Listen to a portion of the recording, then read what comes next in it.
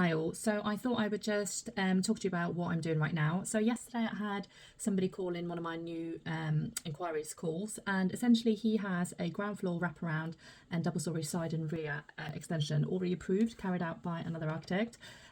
His main criteria was bedroom space, and he said he ideally wanted a loft bedroom, and he'd been told by the other guy that he could apply for that afterwards. When I told him that he wouldn't get it approved in Hillingdon in the combination and the method that he's done, he was shocked because permitted development would no longer be applicable if he built a double storey side extension, and he didn't know that, so he'd been kind of told something that wouldn't work.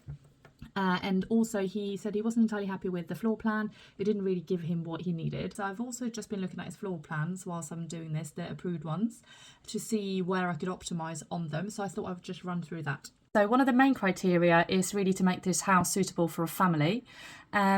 Just starting from the front, you enter here and you've got this little porch. Now, in my view, porches are cumbersome. You end up with two doors and this tiny little space in between. For me, I find it much better to just remove this wall and to have this as a large opening. It gives you much more space here and the potential to possibly put storage along this wall. You know, where are the coats and shoes? Bearing in mind he wants to have planned for future children.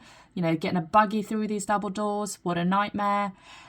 Where do you put it? You know, this is an end of terrace plot, so there won't be access to the back now. It doesn't seem overly family friendly. It seems like the whole issues of the hallway will remain. There's an office here. The configuration here looks a little bit awkward. I wonder whether this would be better used as a shower room, so that it would become an ensuite. That would certainly give better value to this room. As you go through here, now I see this is a large open plan space and you can walk straight through. Now, to me, I wonder whether it'd be good to have a door here somewhere.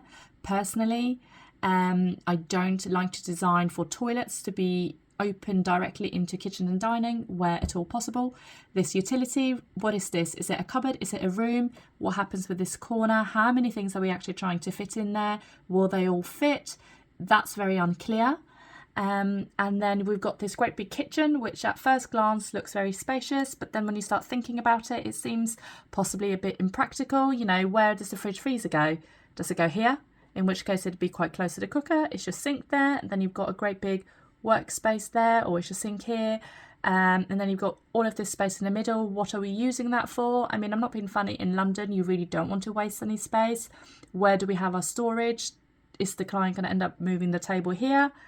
You know, it doesn't really seem to be designed in a way that actually works. At first glance, it looks like it does, but when you actually start questioning how you're going to use it, it doesn't feel to me that it would work. Now, clients quite often want a sofa in this space, so where does that go?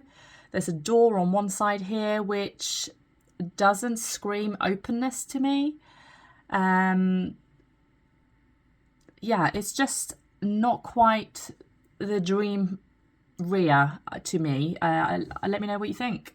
So then moving on to the first floor, so these bedrooms have been maintained more or less, and this bathroom has been extended.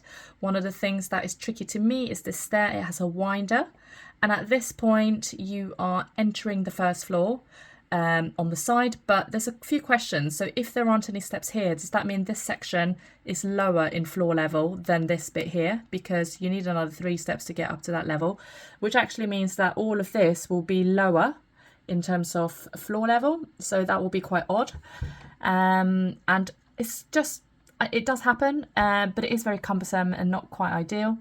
The bedroom here is obviously quite big, but you're not really able to utilize it. You know, where would we put the wardrobe? It's not clear at all. Perhaps this is the walk-in wardrobe space, but even in that case, you've got the window here. So would a cupboard go along here? It'd have to stop. It's not that well utilized, really. The more space used for circulation. So just one suggestion, maybe the bathroom would move to the side, maybe we would have a direct access, maybe if we're already taking this wall down, we might actually make it smaller, or maybe we would change the stair so that we would have a straight stair and then have direct access and make the bathroom smaller. This bedroom seems pretty big. You know, do we maybe want to make some changes to the internal walls so that there is an adjustment somehow that affects the rest of the room. Is this not the master bedroom? In which case, a smaller rooms would work. But yeah, just a couple of thoughts. And I think if you're going in and this generally is a study room, then it's not so bad to have to go up here, provided it complies with the building regs and the stair situation. I would think that you would need steps here to take it up to the same level as the existing first floor. Is that this first floor wall is stepped back from here. This is actually a terrace house, which means in Hillingdon you can construct it to the side here, which is really what he would need if he wants to do the loft. Otherwise the head height is reduced in the loft. Ways that I can think that the layout has scope to be optimised. And this is essentially what I do. I don't just put furniture where it looks good at first glance. It is well thought out, because all of these things. Now, the budget for this is 150 to 200,000. That's a lot of money to spend and to get a house. That doesn't really work for you. Just some thoughts.